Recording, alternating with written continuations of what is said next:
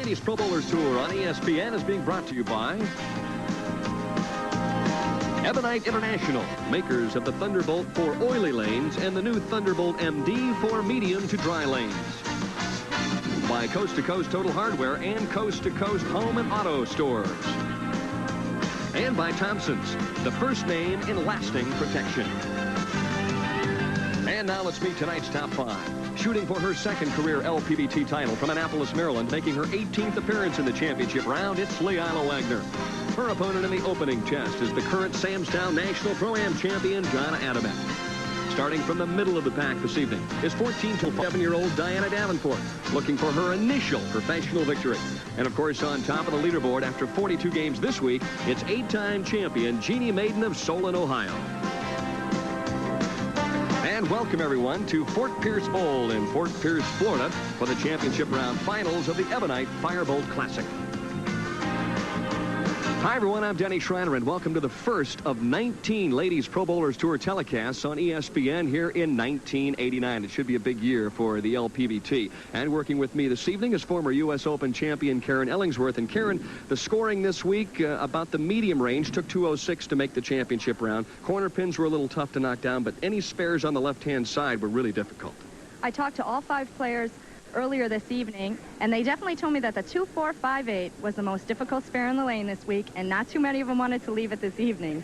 In assessing the 5 players in the championship round, I think that Aleta Sill, having won here in 1984, would maybe get an edge. What do you think? I think so. She feels comfortable bowling here at Fort Pierce, has always bowled well, probably been the most consistent bowler all week long, and I think it's got to be a factor. Aleta's been bowling very well this year. And, of course, over the past couple of years, Jeanne Maiden has really developed into an outstanding player from the #1 position, but it wasn't always that way in her career.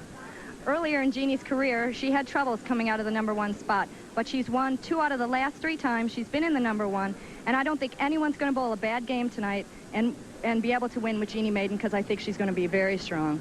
It's a terrific field, and of course, we'll be back with the opening match in just a couple of moments or so. $7,000 on top this week. In the opening game, it's Donna Adamek and Leila Wagner, the LPBT, on ESPN, coming up next.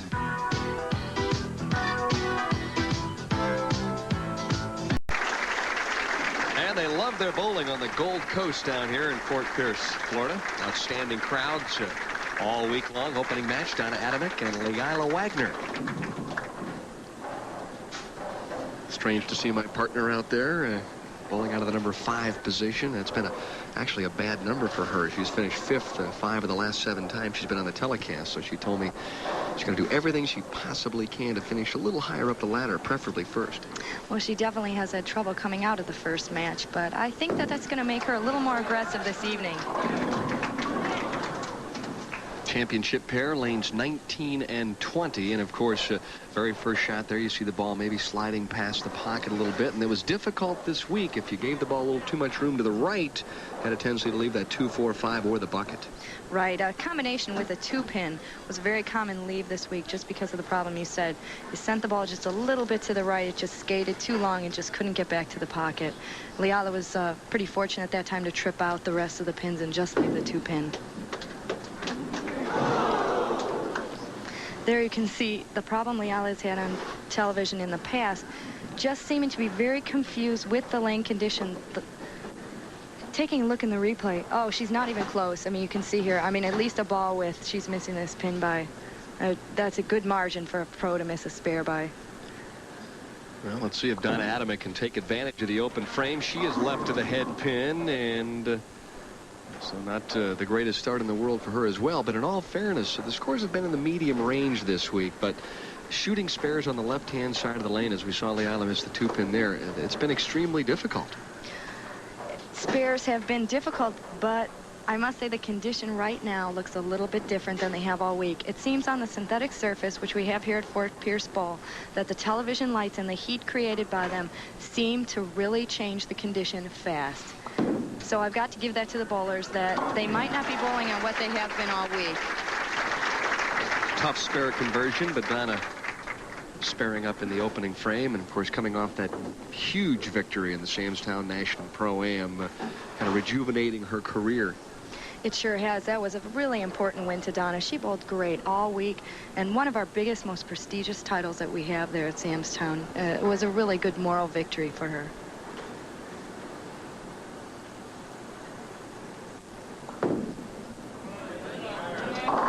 Well, that one a little high as well. Leaves the 310, the baby split. So a couple of tough tries early on in this one for Donna Adamek. I must say that shooting the spares on the left-hand side of the lane seems to be, on the right-hand side of the lane, excuse me, seem to be a little bit easier than the spares on the left. And usually it's the opposite of that in bowling, as most bowlers would know. But it's very easy to get across the lane from left to right, but very inconsistent going from right to left. Well, that one doesn't quite get back to the 3-pin, so both players with an open frame very early on in this one. And there you see 82 players in the field, 195 just to cash, 206 to make the television round.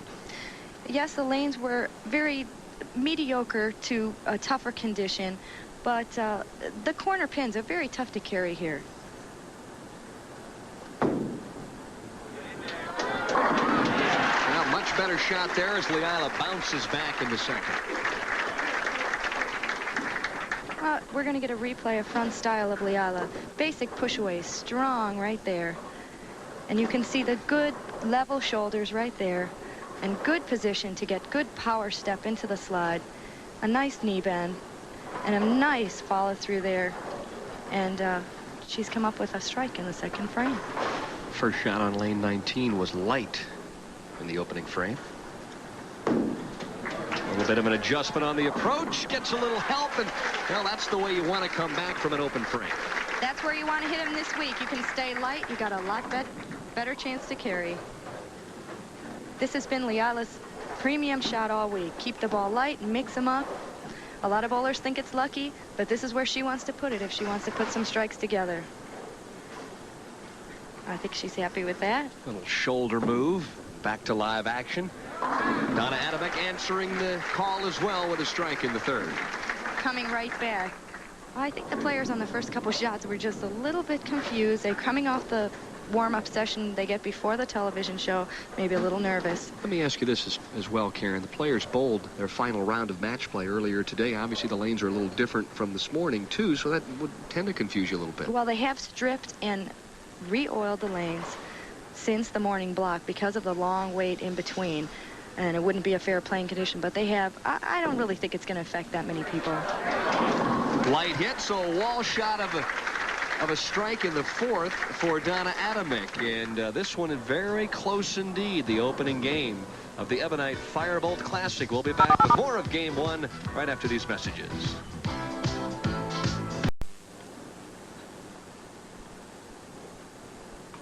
Leila Wagner now in the fourth frame of the opening game, leading by 2 sticks over Donna Adamek, working on a double.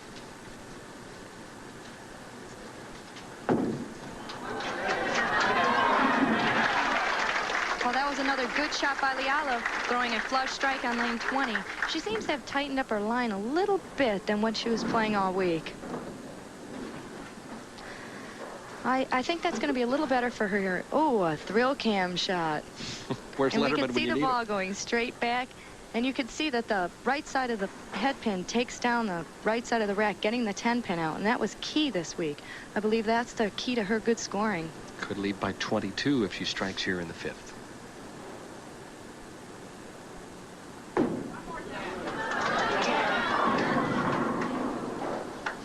Getting a little bit wide that time on the left-hand lane. Pin is now rolled out in front. Wasn't quite pulled in by the sweep, so we'll have to have a stoppage in play here until somebody goes out and grabs it. Maybe the mechanic in the back will get a piece of it. Well, we've got a dead wood problem on 19. On that shot, Leila was trying to keep the ball light as she did on the previous shot. Captain Hook came to the rescue. I thought he was a bad guy. Yeah. And she's left the 5/8 spare, which is not something that we shoot at very often. Not if you're making telecast, you're not shooting that very often. No, that's not a spare that the pros leave often unless the bucket, the 2-4-5-8, falls out, leaving the 5-8 as in that shot. All right, now Donna Adamek working on a double here in the 5th. She needs a strike here to keep even with Leila. That one through the nose and leaves the 3-6. We're going to get a replay of Donna's style again. Good ball placement, good push away. And you can see the high, open shoulder swing of Donna Adamek. She uses all the power of that 5-foot body right there, and look at the power through there. It's amazing for a woman her size to be able to create as much power as she does.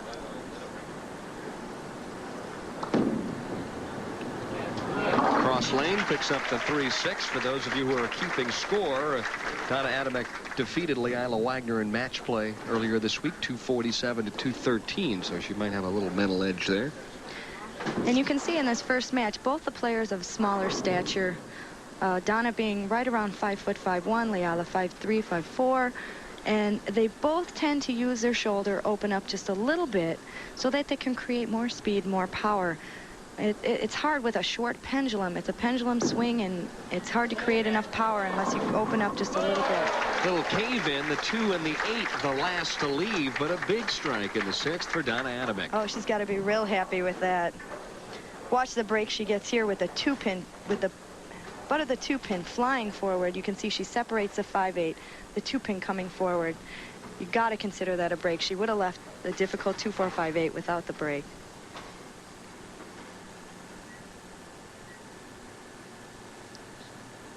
A little more lift on this shot, but it holds pocket, and Leila's made some outstanding shots here since missing the 2-pin in the first frame. Leila looks really lined up on lane 20. It's a lane she gets to finish on. And it's lane 19. She just needs to go a little bit more flush and be a little more confident with it. Her match play record this week, 12 wins, 11 losses, 1 tie, and overall on television in the championship round, she is 7-16.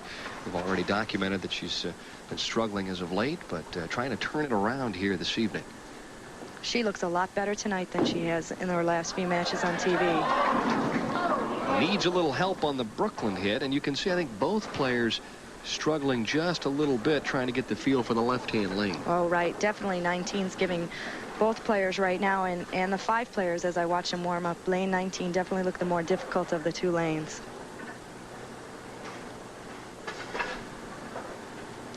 Just going to go cross alley at this. Should be a fairly easy spare. All right, so a spare up for Leila Wagner in the 7th. And she continues to lead in this one. We'll be right back. In a building seized by terrorists. Welcome to the party, pal. Die Hard. The box office smash is now on video cassette. And the payout window this week, $7,000 for first, $35,000 for second, and on down the line, $1,500 to whoever loses this opening match. But let's not talk about losing. Let's think about winning, right? Both players look like they want it right now. I think this is going to be a tight match, as I think all the matches are this evening. And it's going to come down to the last couple frames.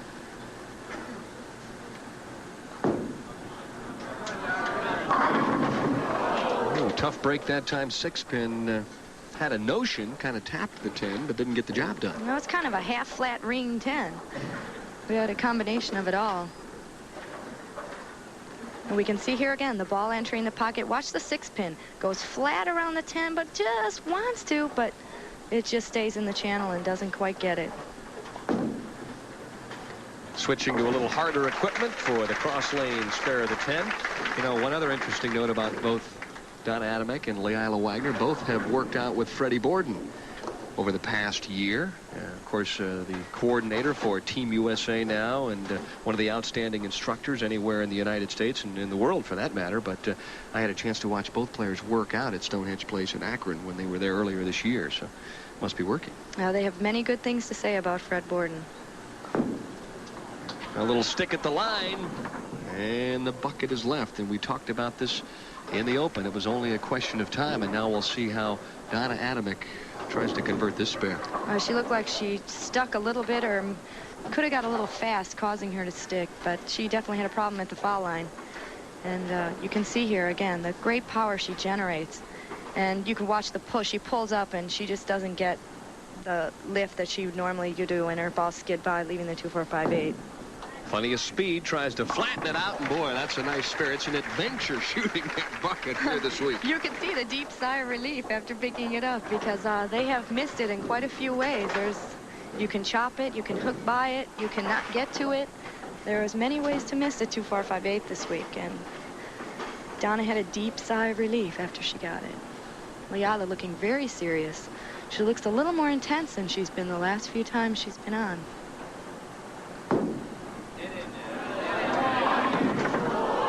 Big 5 jumps up in the 8th. She had a 16-pin lead, but that will dissipate quickly now. Oh, she's pretty dejected on this shot. She just seemed to let up on the speed just a hair. Look at the ball break sharply right through. Just cut through like butter. And she left the Greek church.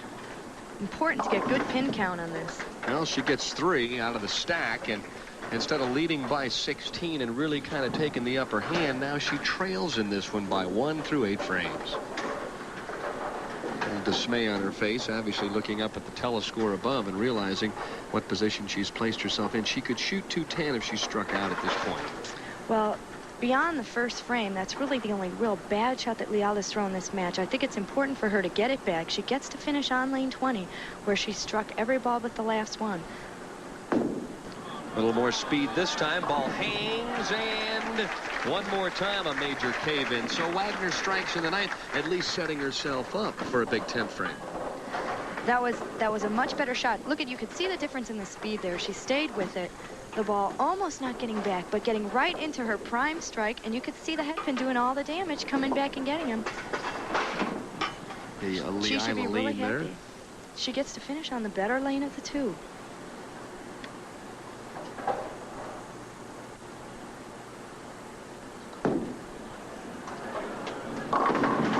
A little wide as well this time for Adamek, who leaves the 2-8. And this will even the match right out, put Leila up by 1 pin, and leaving Donna with one of the spares that has been very difficult to convert all week. Well, if she would spare here and strike out, a game of 199, a possibility for Donna Adamek. Leila's got the game in the match, sitting on the bench. There's no way she can be shut out.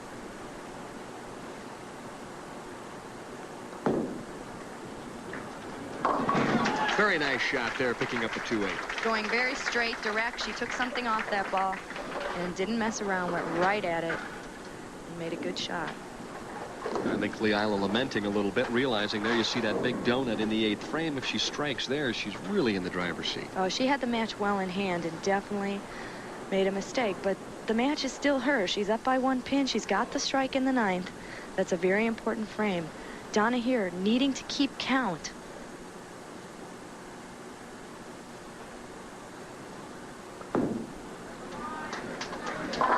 Boy, she's made some clutch shots this week in match play, but none bigger than that first shot in the 10th. I don't think you get to be bowler of the year 4 times without being able to throw a strike when you need one. Well, obviously, if she strikes here, then she forces Leila Wagner to throw at least 1 in the 10th. And boy, that really changes the whole scenario. So right now for Donna, she needs a big double here. This is a real big strike. This could be the match.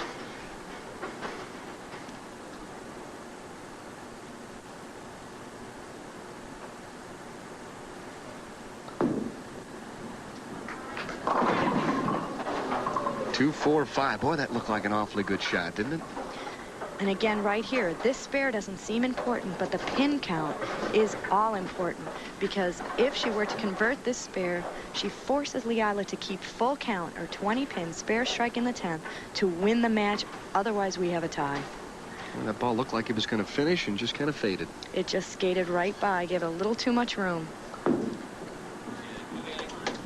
Cross lane. Well, she handled the cross lane spares pretty well, just didn't throw enough strikes. Well, we were worried about the spares. We thought the strikes would come. It's always the opposite of what we think. You know that, right?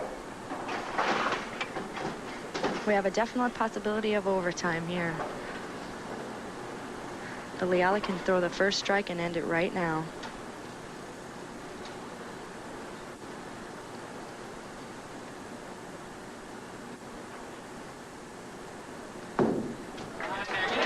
good shot. Leaving the 10. Very good shot, and she liked it when she let it go. You could see it in her eyes. Yeah, she tried to tighten up and go right at it. She took a real direct shot. She didn't waste any time, but you could see the 6 just dying off to the side. It went right into the channel and just didn't want to take out the 10. Right here, half pocket, 6 pin just goes right in the channel, has no chance to get the 10.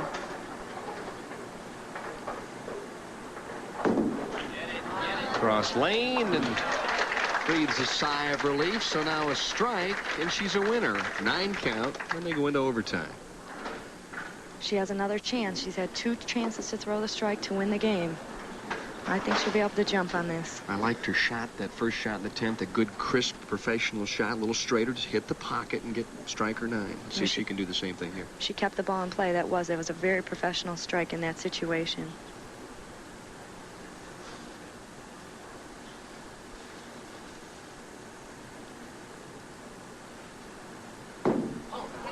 Gives it a little more room, and a clutch strike for Leila Wagner, who finally is going to finish somewhere other than 5th there this season. I'll tell you what, that was the best shot we've seen either 2 bowlers throw all game. Look at this. As soon as she let it go, you could tell this ball was going to strike. She came through that ball crisp, clean, quick, and the only thing she could have left was the 8, and you could see the ball just tap. Watch the ball just barely get the 8 pin and tap it out. And you could see, when she saw that 8 go, she's a little worried, but she's very happy with that shot.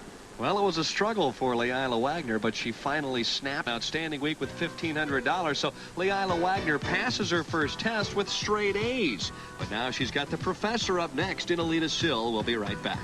Pro bowling, thoroughbred racing, and Thursday night thunder. All in April on ESPN.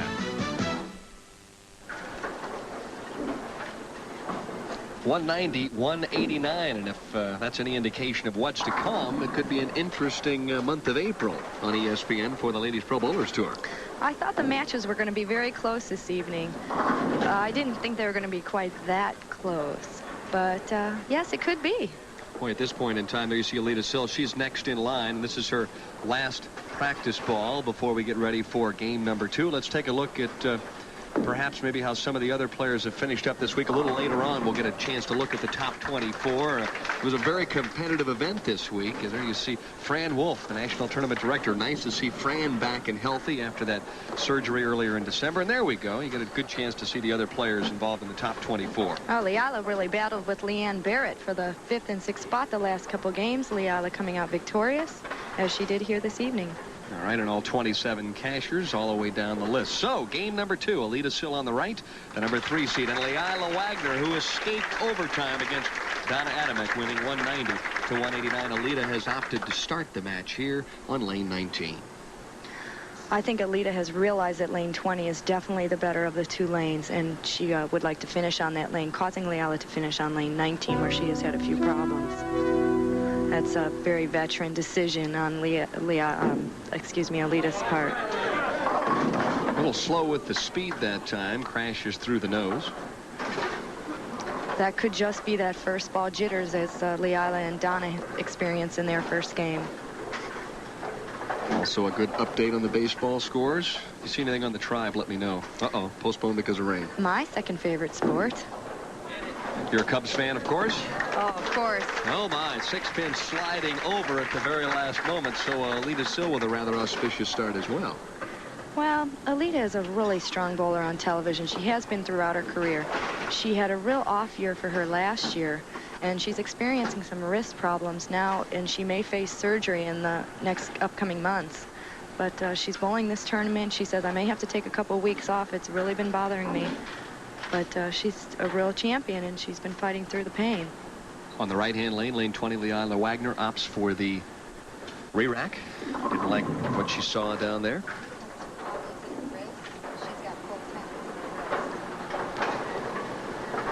Just underway here in match number 2.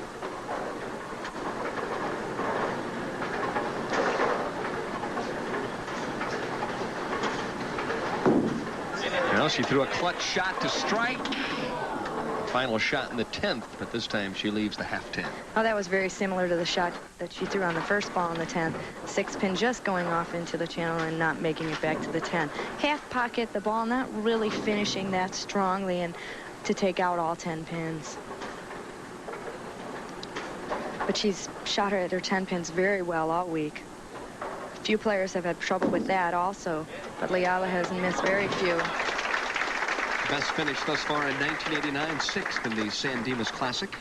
Last title and only title was the Hammer Western Open in Tacoma, Washington back in 1986. So it's a long time coming. Leila is ready to step up into the winner's circle again. She's got to go through 3 more strong bowlers, but she is ready to go. She's been knocking at the door for the last couple of years. It just hasn't seemed to be able to get the right combination of the big game at the right time, or she hits the hot bowler. Let's see if the left-hand lane is any easier. Oh my, up jumps the Greek church for the 2nd time, only this time it's on the left-hand lane, and Leila right now very disappointed with that last offering. The Greek church is one of the most devastating shots you can leave, because not only is it create an open frame, but the count is 5 and 8, and you lose so many pins that you almost have to double again to make up for that one open, and just to make up for the count lost on the one open frame. Aleta Sill defeated Tish Johnson. She's already off to a good start this season. She's bowling very well this year. She says she's a little more focused this season than she was last. She had some things going on, and she had to settle up, and she says, Karen, I just feel more focused this year. I'm able to concentrate more on my bowling, and it really has showed in the results. Of course, one of the things that has developed for her in the last year is she is now a member of the Ebonite staff. I think that's helped her confidence, too.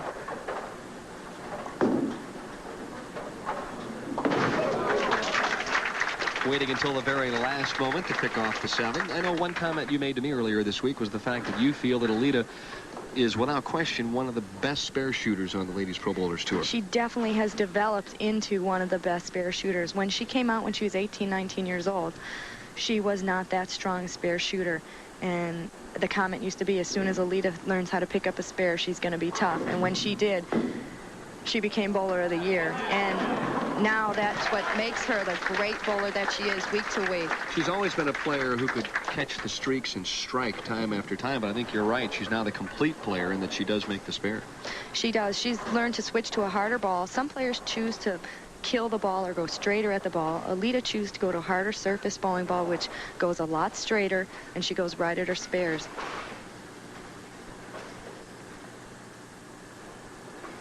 A little more room on the right-hand lane, and the swishing 7-10 jumps up for Leila Wagner right now. It's a nightmare the past couple of frames. Well, you can see the 7-10. This also has been left quite a few times.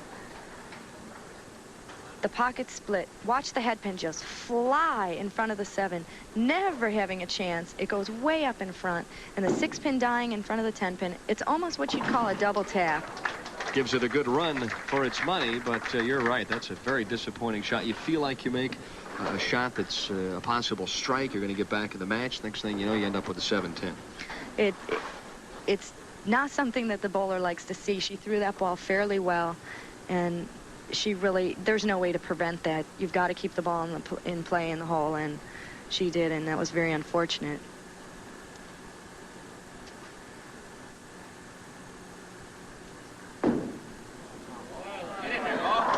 More speed, and this time a strike on lane 19. We'll be back with more of match number 2 after these messages.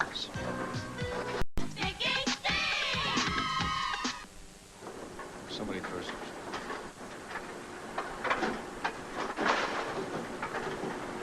And we're back, and this time it was the bucket only for the left-hander. Well, this was a 3-5-6-9, and the left-hander's bucket, and you could see her chopping that straight back. She told me before the show, oh, I don't want to leave that. Well, let's see if she tugs it. Yep, she does. So obviously, if you swing it a little too far and you leave the bucket, the next shot you're always going to tighten it up a little bit and say, I don't want to give it too much room, and now she's through the nose. She definitely wanted to get that ball right up into the head pin, and the ball just broke sharp in the back of the lane, cutting back through. Leaves the 2-4-7. We've seen an assortment of spare conversions already here this evening. Well, this isn't something you want to leave too often either. There's a few ways to miss this. So she chops the 2 and the 4 off the 7, so it's back-to-back opens. And boy, you talk about a swing in momentum. She led by 27, then it was 15. Now, Leila trails by only 4. Let's take a look at this spare shot. This is one of the many ways to miss this spare. She gets up, looks like she has a chance, but the 4-pin flies right in front of the 7. Didn't quite hit those pins flush enough.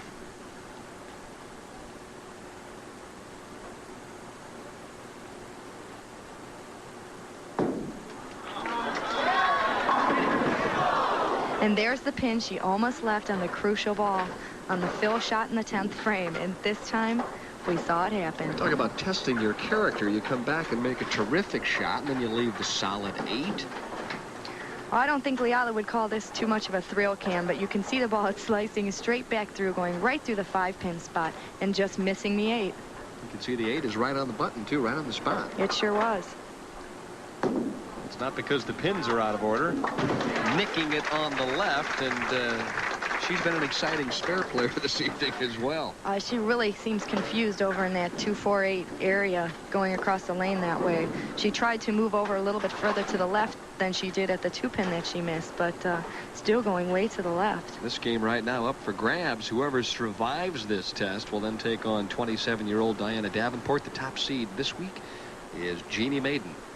She's waiting in the wings. I believe the lanes are changing right now. I think that the carry down is starting to create a little more skid, and the ball's going a little bit longer, and as they try to adjust, they move a little bit more to the right and try to throw the ball more at the head pin. It's cutting right through, leaving the splits. Of course, that's fine and dandy when you get the carry down, but what happens is the front of the lane starts to break down a little bit. Now it's hooking early, and it's not finishing, and boy, that's really a tough situation.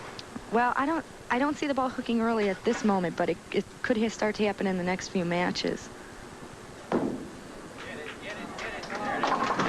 right, she's going to wait and see that she makes the 2-pin. Not going to turn around nonchalantly. Now it's a 5-pin lead for Aleta Sill. What an outstanding career she has already assembled. 14 career titles. A tremendous player, especially on television. Better shot that time, leaves the solid 6. You can see the difference, the line that Aleta's playing as compared to Leila. She's definitely looping the ball more way out towards the first and second board on the left side of the lane and letting the ball hook a lot in the back end of the lane. Leila playing a lot tighter, straighter line, as we'll see Jeanne Maiden play further on down the show.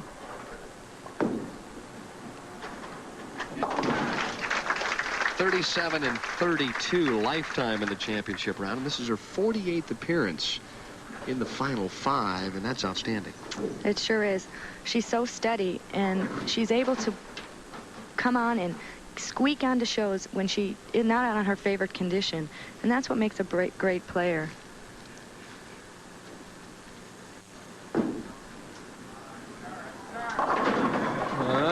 The 5-pin wiggling back and forth and finally deciding to fall. So it's a strike in the 7th for Aleta Sill, who leads by 5. Better late than never, and we'll be back with more of game number 2 in just a moment.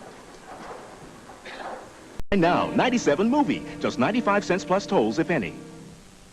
It was a 2-pin spare conversion for Leila Wagner, who still trails by a half a dozen, but she's right in the thick of this one. She sure is. It's a very tight match. With the mistakes that these players have made this game, you never know what's going to happen when you can get a 5 count. It can really change the perspective of the game. Both players have already opened up twice in this one. Now you can see the carry down affecting that shot as she whistled that one right past the head pin. I think she tried to make an adjustment, moving a little bit further to the right, and the ball just went dead straight, never really made a move towards the pocket. This is a spare. I don't think she shot it too many times. Let's see if she's able to convert this.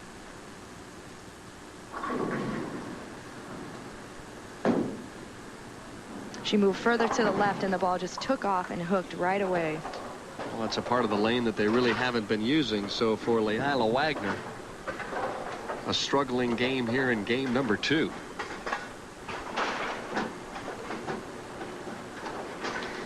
We're getting a replay of the first shot. You can see it going further out, right around the first arrow, and you can see right there, just skid by, never was really ever going to come back.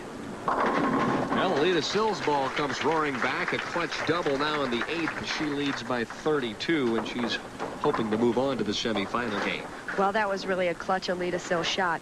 She got the advantage. She knew that was it. She says, I can put Leila out right here, and she threw a great shot. She just ripped the rack, blowing the 5. That's what's making Aleta Sill great.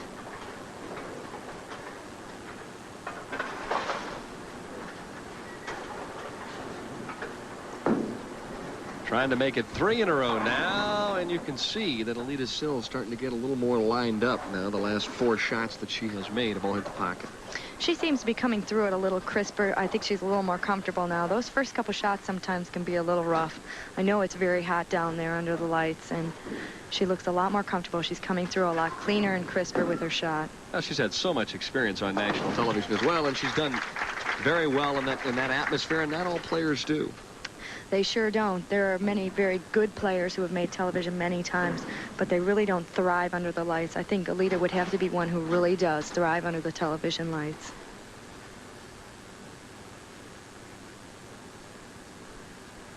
Leila needs a strike here if she has any chance at all at this match. Well, a little more direct that time. I think she might have moved her feet because she definitely did not circle it as much through the first 15 feet of the lane, but it might be too little too late. Best she could shoot would be 174. That would force Aleta Sill to keep good count and mark in the 10th frame if she were to strike out. And we've seen Aleta open twice already in this game. So anything still is a possibility. Right. This game is not over, but she needs to strike here.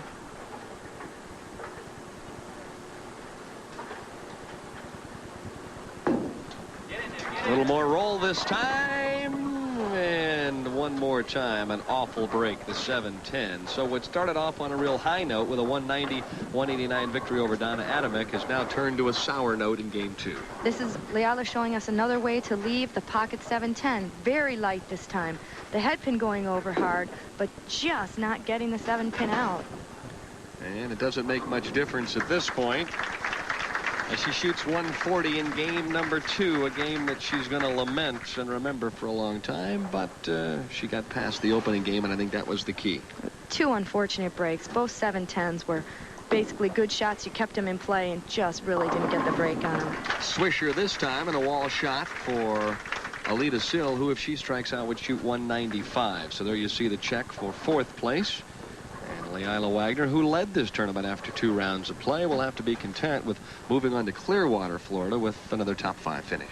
She bowled pretty steady all week long. She's got to be happy with that. And again, look forward to next week. It's always nice to get started on any tour segment with a nice championship round appearance to kind of get the adrenaline flowing. It sure is. Loosens up the arm swing, and Aleta Sill's arm swing is starting to get a little loose. She's looked really good in the last 5 frames. You definitely see a difference in the arm swing as the first couple frames she bowled. She's coming through really crisp and clean right in the release area. Well, she told me prior to the telecast that she has bowled in this event 8 times and made the championship round 6 of 8. So she's got a pretty good track record here at Fort Pierce Bowl. Well, I would think that her confidence would be quite high. Yeah, if you take a look at the program, you got to bet on her maybe down the line. So Aleta Sill with a 194-140 victory over Leila Wagner. Coming up next, it's Diana Davenport and Defending national champion Stanford battles Arizona State in a championship rematch on Sunday Night College Baseball, live on ESPN.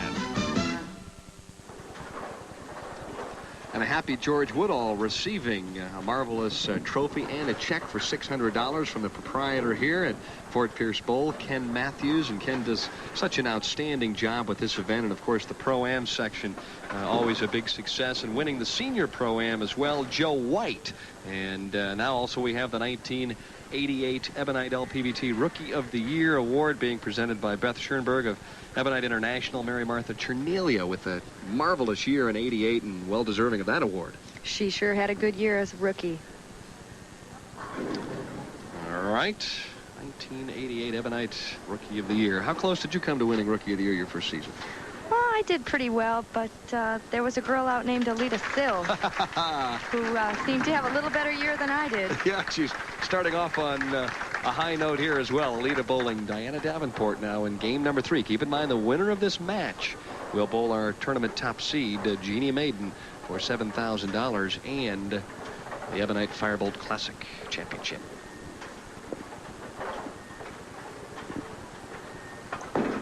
Now let's see if the timeout hurt her at all. Nope. One more time to the wall, and Aleta Sill right now going to try and take command early in this one. Well, Diana seemed to make a real mistake letting Aleta finish on lane 20 again. I think that was not a real good decision, saying that lane 20 is the better of the lanes, but I don't know. Maybe Diana likes lane 19 better. Just looking at the previous 2 games, it seems as though lane 20 is definitely the better of the 2, but Diana may think otherwise.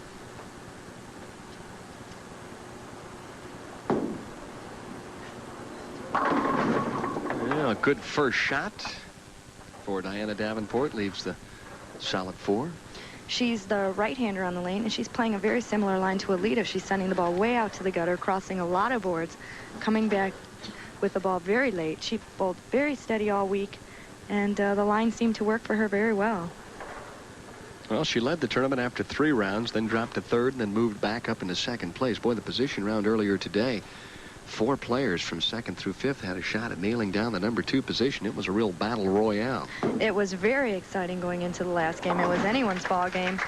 And this is how the order finished up. Diana finishing on a very strong game to grab the number 2 spot. Works as a computer programmer. And her husband Lee right now, I'm sure, nervously watching game number 3 on our ESPN coverage of the Ladies Pro Bowlers Tour. Diana has really blossomed as a player in the last 6 months or so out here.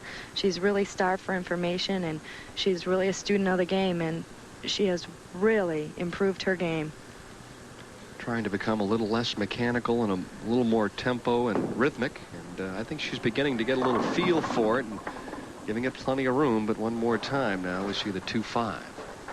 She has a very strong release, and she's a strong woman overall, and she has a real solid game at the foul line. Very deliberate player. Very deliberate. If there was anything, like you said, a little bit too mechanical, but she's been able to do very well with that style.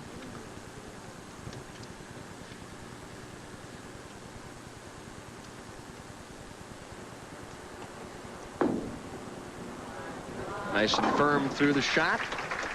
Spare up in the 2nd. Now, I think the big question, will Aleta Sill double up here and put the pressure on early? Well, if Aleta Sill's previous career has been any indication, I think she's going to give a good go at it. She's come in light on this lane the last few shots and just blown the rack, so we'll see what happens. Oh my, flirting with the channel on that shot, and it came roaring back to strike with a big double. Well, you can see exactly what I said. The ball going way out to the first couple of boards, and you could see the nice push away. Just square at the line, solid as a rock. Way out to the first couple boards at about 35 feet, comes breaking back sharply, and you could see the head pin and the 6 pin going right into the 10. No chance.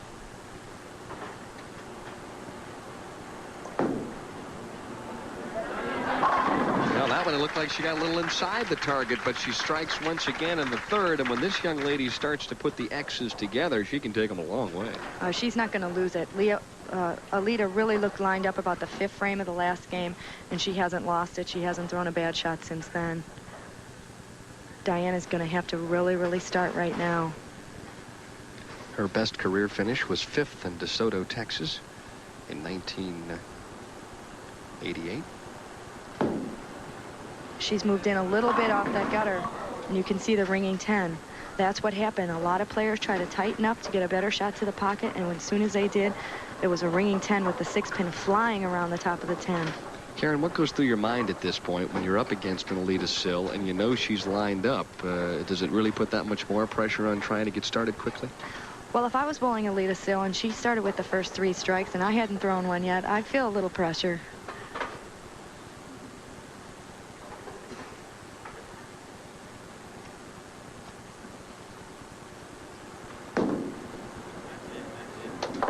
All right, spare up now in the 3rd. I think she's thrown 3 very good shots, just hasn't been fortunate enough to strike. She sure has. She, in her previous 2 television appearances, really struggled. She's shot 150, 160, but I really look forward to break it out today. Being the baseball fan that I am, the 3-strike thing, you know. But well, she's averaging 159 in her 2 appearances, and I asked her about it earlier. So you gonna do anything different? And she said, yeah, I'm just gonna try and get loose and have some fun and be aggressive. And I think she's done that thus far. just as we discussed with Jeanne Maiden, she had her problems at the beginning of her career, and she sure doesn't anymore. Great shot there, the 9-pin, the last to leave, and thankfully so. But right now, Aleta Sill leads by 23 in the semifinal game. We'll be back with more.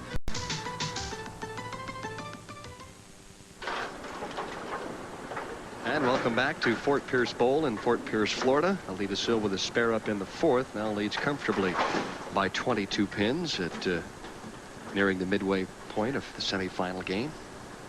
Of course, the winner of this one moves on to take on Jeanne Maiden for the championship.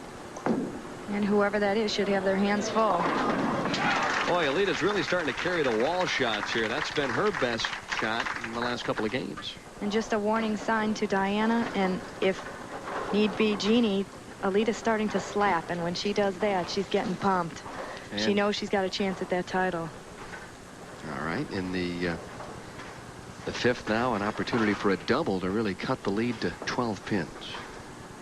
You can see the consistency of Diana. Her high game was only 252.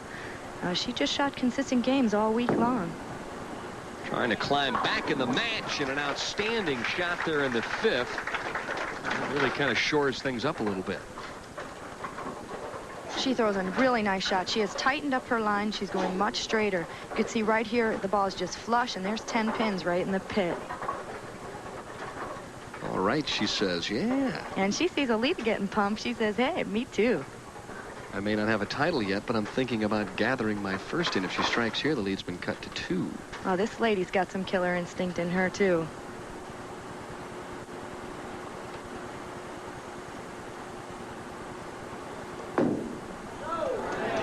Oh, gives it plenty of room, and it's one of those popcorn hits. Everything just exploded at the pocket. I really did expect her to have a good showing because, like I said, you know, 3 strikes, you're out, that goes through your mind. You're out here and you're said, no way, I'm bowling good this time. And now joining us up here in the broadcast facility, Leila Wagner, and we'll get her impressions of the championship round pair after this shot. I know they're going to be both good and bad. Key shot to get back to a 12-pin lead if she strikes here, and oh my, the solid 7. Well, there's a ringing 7 from the left side with the 4-pin just flying right around the 7. We're going to see here the ball, it just came up just a little bit, not quite flush, and you can see right there, and the 6-pin went right around it. All right, Leila, first and foremost, at least you didn't finish 5th. Hey, Denny, I felt great. Even my 140 game wasn't as bad as I thought it could have been. Oh, boy, an open frame now for Aleta Sill, who misses the 7-pin and kind of throws the door wide open for Diana Davenport. Let's watch right here. Right here, she knows she doesn't have a lot of chance at it. Right, starts to hook right there very sharply, and I really no chance to get it. Sleals right by. So while she was sitting on the bench, Diana Davenport now takes a 10-pin lead. And Aleta Sill, you don't win 14 titles without bouncing back, and she threw a good shot there but left the soft 7. Leila, you didn't miss any corner pins during your match, but they were pretty tough all week long, weren't they?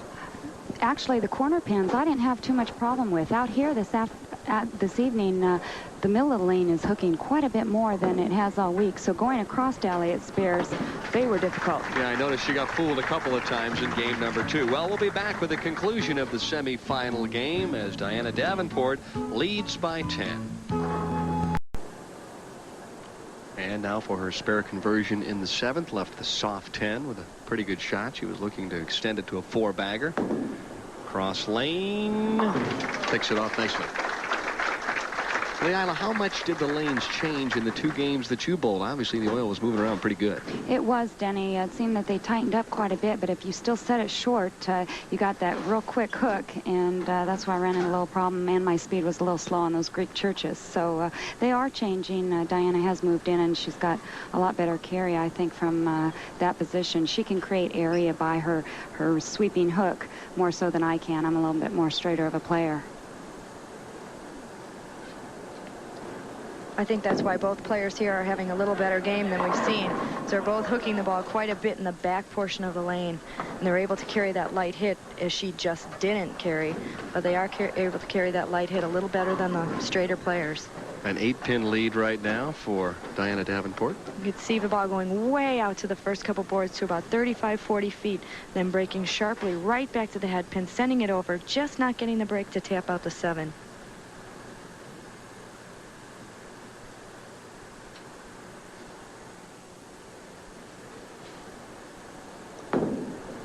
Little self-assurance that time, convincing herself that she could make the 7-pin. So she leads by 8 as we come down the stretch run here. But this evening we haven't seen her any indication of that. The best match play bowler right now on the LPBT Tour with a record of 35-18-1 is Aleta Sill. Let's see if she can come from behind and win this one. This is one big match she probably wants to win. Looked like she almost overrolled that one and got a horrible break, leaving the baby split on the right-hand lane, the 310. She really didn't get through that ball well at all, and it just skated, never really flipped over hard. It just looks like the release, but like I said, she has been having trouble with her wrist. She has some tendon problems. She says, I don't know if I can make it the next few weeks, but I'm starting now, and she feels as though her concentration is probably stronger because of the injury. Well, that was obviously a wind-aided baby split pickup there. 3-pin. Just barely whisked that time. She goes across lane with a little shinier ball, and you could see barely going right between them. This is a way to do it. She just got a little light on this 3-pin there. Saving the wood, and there you see at the very last moment. No problem. Look at the eyes there. There goes that big exhale. In the 9th now, trying to set up the 10th, and one of her better shots leaves the half 7.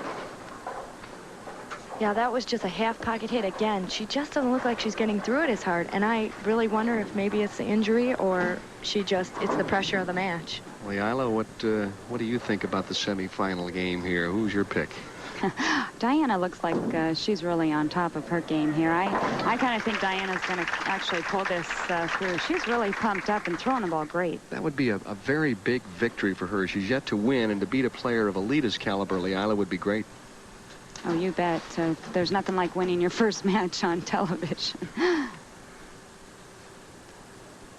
I really thought Diana would have a good, positive, aggressive attitude coming in. You can see her talking to herself right there. Trying to convince herself that she can throw a strike. She did a good job. She sure did. That's going to make it real tough on Aleta because she's going to hold count. No matter what she does on the 10th, she's still going to get 2 balls a count. So she's going to probably force Aleta to double to win the match. Here's a replay. Again, playing a little tighter. Not quite going out to the edge of the lane. And it coming flush. There's going to be 10 in the pit again right there. And you could see she's pretty pumped. Well, if she strikes here in the 10th, she locks Aleta Sill out. So the destiny in her own hands right now, and Aleta realizing that because she has seen the score. This is it right here. She only has to spare strike. Keep 20 pins in the 10th.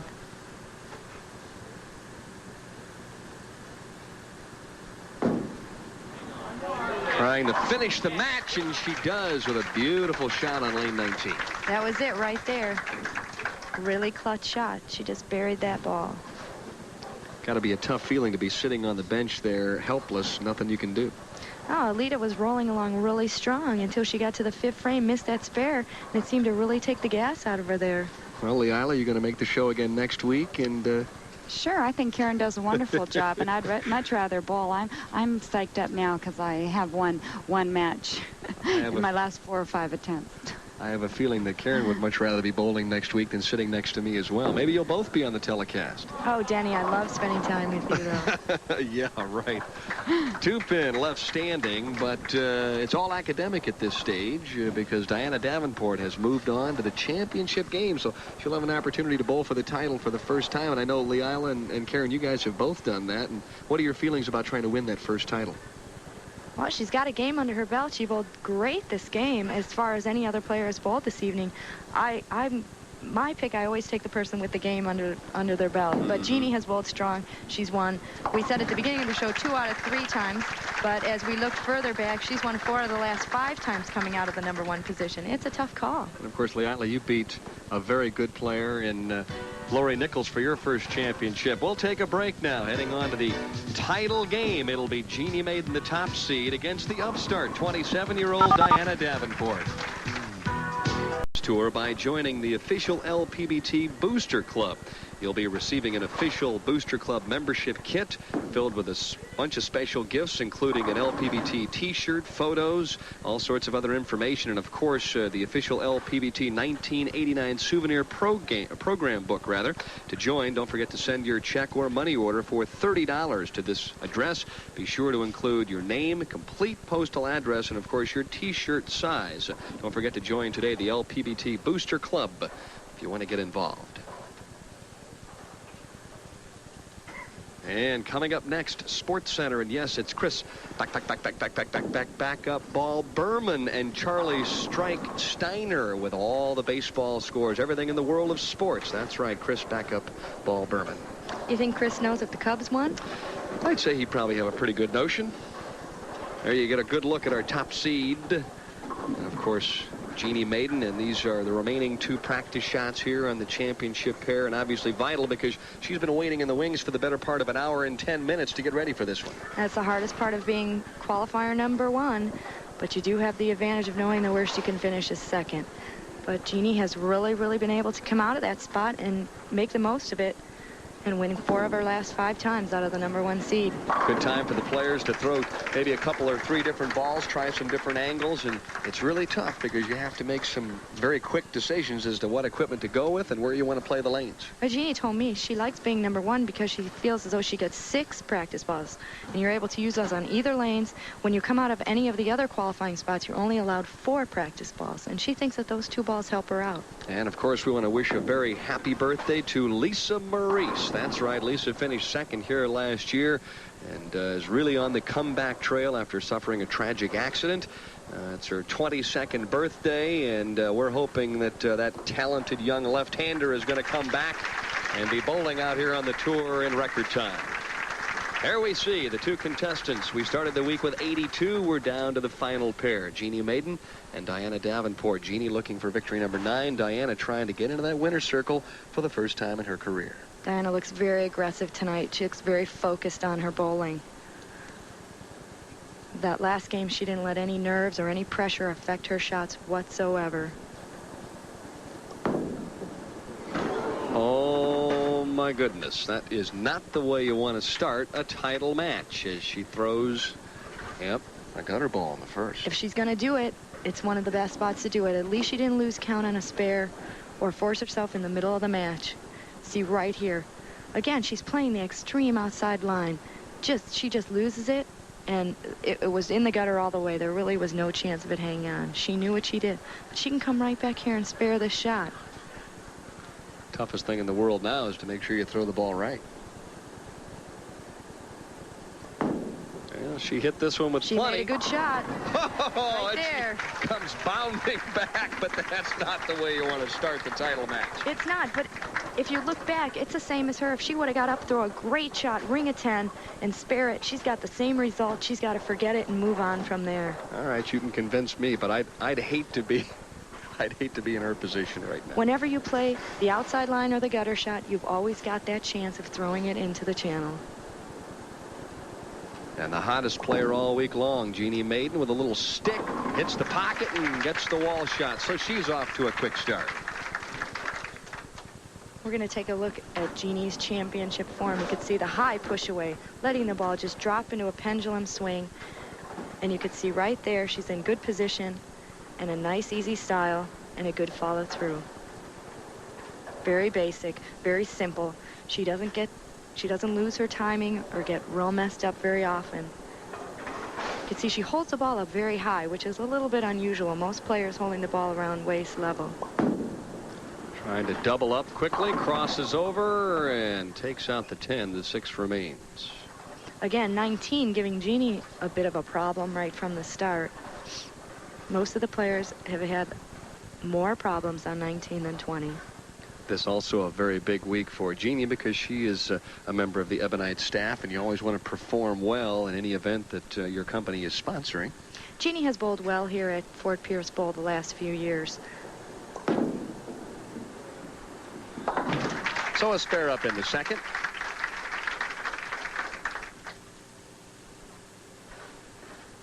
We'll see how Diana comes back from the gutter shot in the first frame. She got to sit down and think about it for a little while. We'll see if she stays aggressive and gets it out to those first couple boards. It seems where her carry potential is.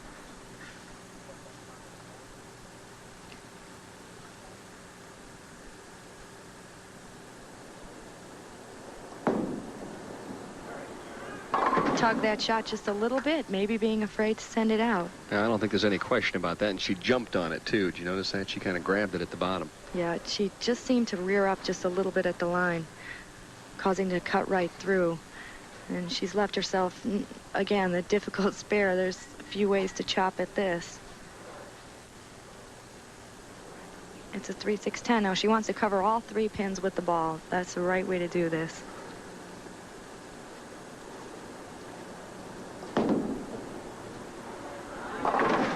Looks good. Shakes her head on the way back, and she now trails by 3 pins. We'll see how she goes about this. Now, she gave this a little more room. She sent it out again, right out to the hook area there, and she let it hook back to the 3, but got all 3 pins with the ball. A good way to make sure you convert a spare.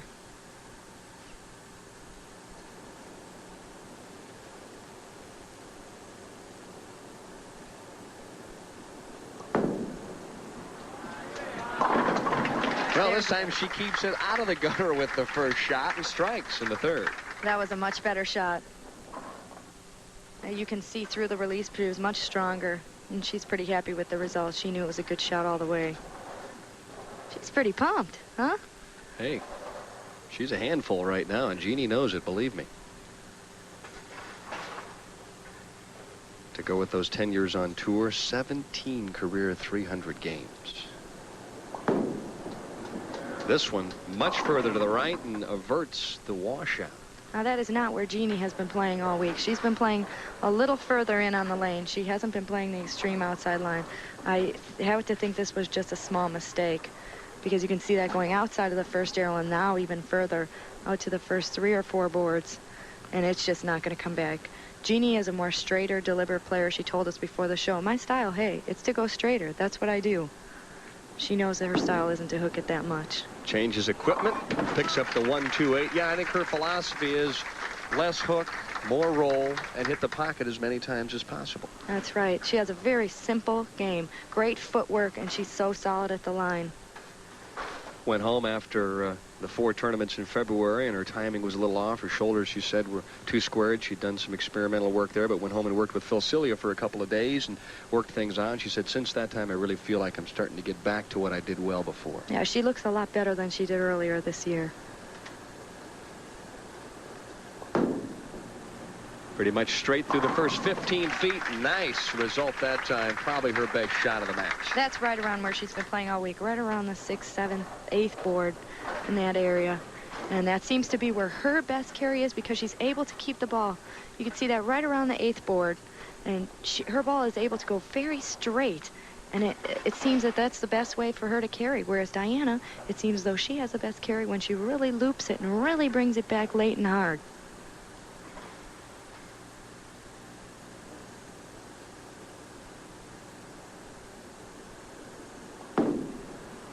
Looking for the key double and doesn't quite get the 10-pin out. Boy, that looked like a good shot from her. She looked like she just came around that ball a little quick, not quite staying behind it as long as she had been the previous shots. And it just seemed to just skid out at the last and didn't seem to carry the pins as well. This is really a key opportunity for her to really start her career on a real positive note if she could win here tonight, because I know we chatted, you and I, she was in a very good position earlier this year in first place heading into the final 8 games of a tournament out in California and completely missed the television shows. So from a confidence standpoint, oh boy, as she misses the 10 pin, I was just going to say that this would be a very, very big victory for her, but right now she's handed the reins right back to Jeanne Maiden. Oh, you could see, I don't know if she lost that ball or if she was attempting to flatten the ball out, but it really didn't look like, and she knew. She tried to help it back, but I think she knew she missed it. And you could see, I think she's a little upset. Well, she's already made a couple of mistakes, but she's trying to scratch to stay involved in this one. It looks like she has enough striking power if she just makes the shots. She does. She looks as though she has more striking power right now than Jeanne, but she really needs to keep and get a couple together in order for them to count. Now this one goes long and doesn't quite finish, so obviously shaken after missing the 10. That's not her best shot on the left-hand lane. Again, right there, she just didn't seem to wait on the ball long enough, and she just didn't get enough hit on that. She didn't get her hand through it as quick as she should have, and it didn't cause the great snap on the back that she usually gets. Diana from Shreveport, Louisiana.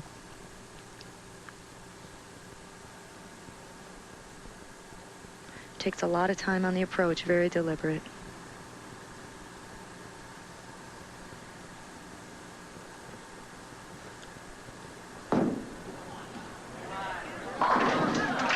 Getting a nice break there. That would have been a nice strike shot, but it converted the spare also.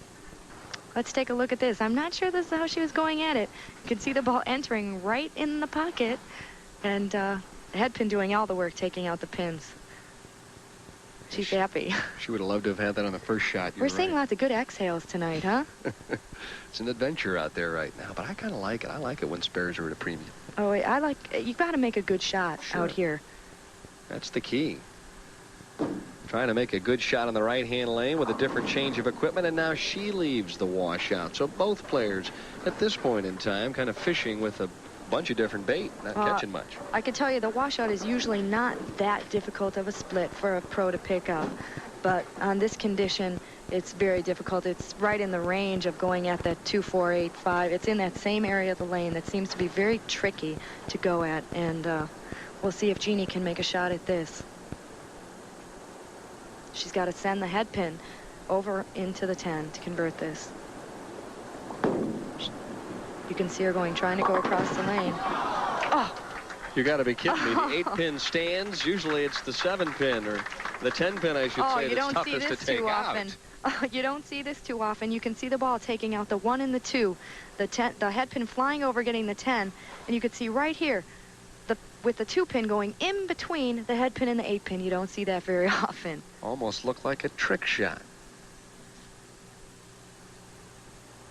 My goodness, talk about close after 5. We're all even Steven. Now it's the last 5 frames for the championship. Through the nose, she leaves the baby split. Jeanne looks pretty confused over on lane 19. She threw the one good strike shot, but she really hasn't come close her other 2 balls. Both players are staggering right now from some self-inflicted wounds, too. Oh, this may be a survivor winner. Yep. Whoever finishes, huh? Well, this really has got to boost Diana back up after missing that 10. That's the only really bad shot that she's really had, besides her missing the head pin. But like you said, she looks like she has more strike potential than Jeanne. And if she can get back on and throw a couple strikes right here, she can really jump out to the advantage. Clutch conversion of the 310 for Jeanne Maiden. Match is all even.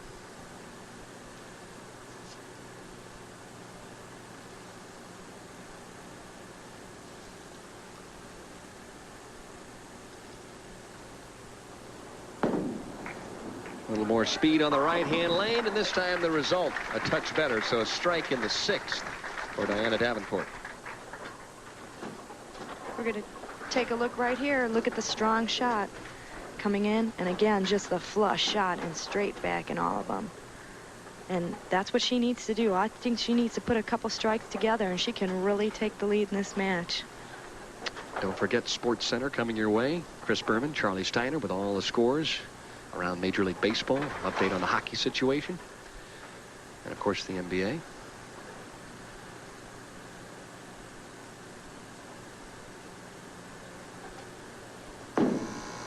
Well, we've seen it all here this evening. Davenport looks straight down and fouls on the left-hand lane. Oh, my goodness, a gutter ball, a foul. This has been a...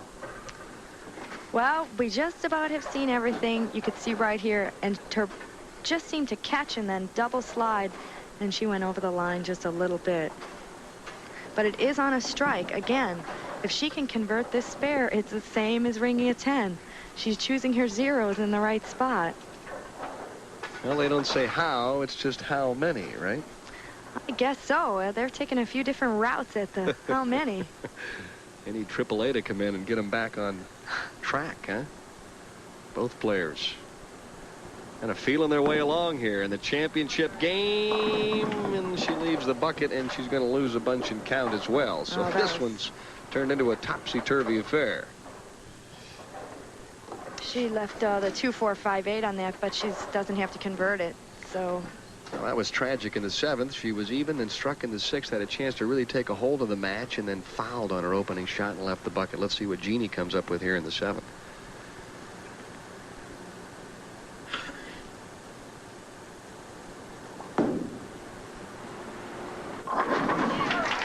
there she goes. She went very straight, very direct on that lane. She's able to just rip the 5 right over into the 7.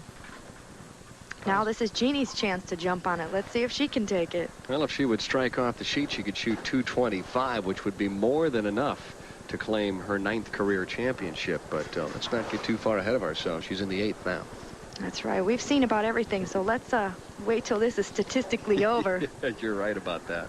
We still have to stand up a few more times.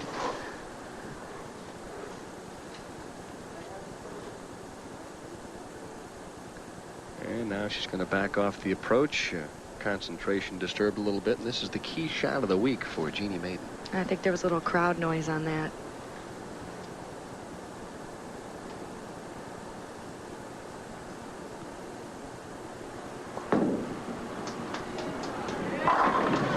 Oh, stayed with it the whole way and liked it and left the solid 10.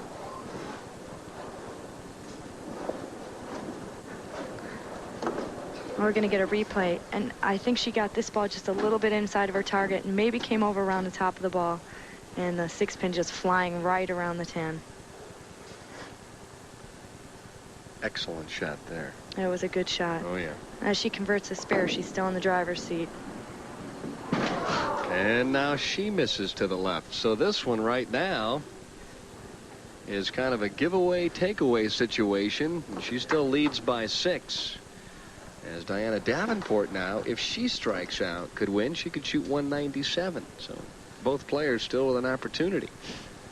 Here, Diana. No, here, Jeanne. No, Diana, you take it. No, Well, Jeanne, you take it. We're here on the Treasure Coast, and of course there's plenty of treasure to be found in Spanish doubloons. Only a handful of miles from here. These two players both looking for the treasure chest right now. Plenty of room, and oh boy, you don't want to leave this either. This one's almost become a comedy of errors. Shakespeare would have loved this event. Oh, and you could see her reaction. It's unbelievable what's happening. You could see she gets it out into the good area. It comes back. It starts to break sharply. Just seems to stop right there. And I thought she had a really good chance to carry the light hit, and she leaves a 2-4-8-10. Near impossible to convert. But Diana does hook it quite a bit, giving her a better chance. Well, she's going to end up with 3 out of this unless something dramatic happens. So now it's 116 through 8, and she could still shoot 176. 9's not looking bad right now. No, 9 would be a gift, I think, at this point. And we're having some fun here, but the lanes, the way the oil is moved around right now, are so difficult and so squirrely that when you make good shots, they turn out to be bad shots. When you make bad ones, they end up good. It's the ever-changing lanes, and it's only a 1-game match. We've got 2 frames left. Whether it's enough time for the players to adjust or not, it's going to who can adjust the quickest.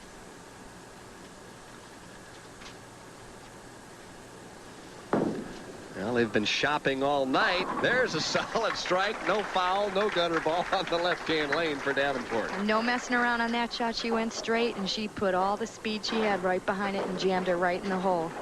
Jeanne Maiden can win this one outright if she gets the job done here in the 9th and the 10th. Jeanne needs to keep the ball in play and get herself a couple marks.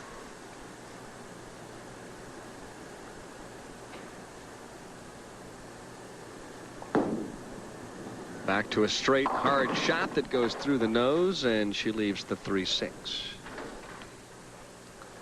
Jeanne really needs to convert this spare. Well, if she spares here and doubles, she's a winner. But the spare comes first. Yep, and the double comes second. We haven't seen too many doubles this game, so that's sounding pretty difficult at this point. Actually, we haven't seen one yet in this championship match. Harder equipment, straighter shot, picks off the 6. And disaster strikes now in the 9th. This one is unbelievable. Look at Diana. She's lamenting, saying, there's no way I got a chance here. Now, if Jeanne strikes out, she shoots 172, which still gives Davenport an opportunity to win if she would throw 2 strikes. Well, Denny, as you mentioned earlier, the change in condition and the carry down, or the oil moving further down the lane, which is a normal occurrence in any bowling lane, it's happening right now, right in the middle of the championship match. Good firm shot there, a strike for Jeanne Maiden. You have to give both these players credit for not giving up. Well, Jeanne with a double can still force Diana to throw a double in the 10th. Right. Don't forget Sports Center coming up as soon as we are done here. Chris Berman, Charlie Steiner standing by with some headlines, I am told, concerning Pete Rose, the manager of the Cincinnati Reds.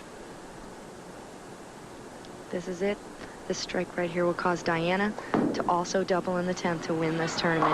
Gotta have it, and she strikes. So saving the best for last, she forces Diana Davenport to double in the 10th. By far, Jeanne Maiden's best shot the whole game when she needed it. We're going to get to see it again right here. Watch this again, going just straight hard, not messing around with anything right there. Boom. I mean, we just blew those pins apart. Well, you have to wonder where that shot was 3 or 4 frames ago. This one's really been an unbelievable up and down title match. Leaves the washout, but doesn't make a whole heck of a lot of difference at this point. 169 the score for Jeanne Maiden. If you'd have told her that she could shoot 169 and maybe win this championship before this match, she'd have probably laughed. Oh, for sure. This is it right here. Diana needs 2 strikes and 4 pins to win her first LPBT title. If she does it, she'll be a very deserving titleist.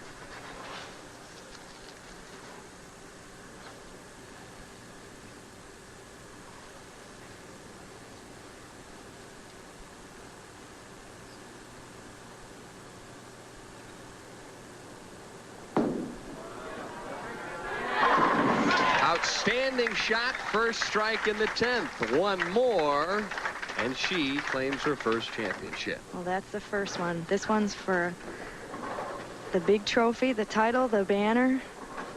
This is the one.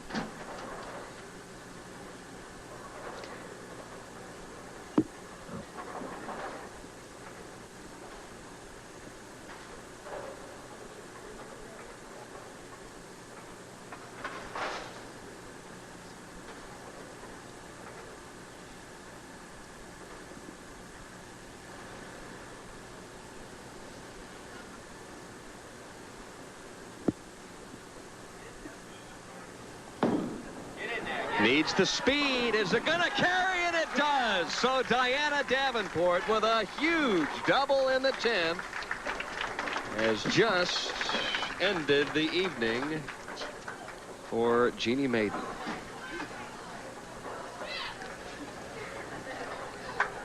Lucky break on the strike, and she still needs to stay behind the line. And keep it out of the gutter. I think she can manage that now. I hope she can.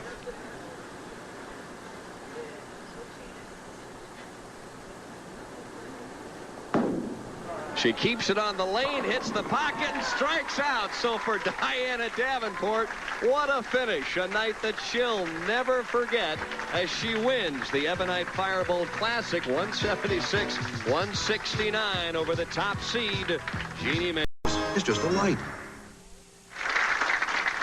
Beth Schoenberg to her right from Ebonite International, and to her left, Ken Matthews. There you see the tears of joy for Diana Davenport. Victory number 1, and all she did to win was knock off Aleta Sill and, of course, Jeanne Maiden. And this is a night that she will never forget. It wasn't the prettiest thing in the world for her, obviously, game-wise, but I guess it doesn't make any difference. As long as you end up in the winner's circle, that's all that counts. So long, everyone, from Fort Pierce, Florida. The championship round finals of the Ebonite Firebolt Classic have been brought to you by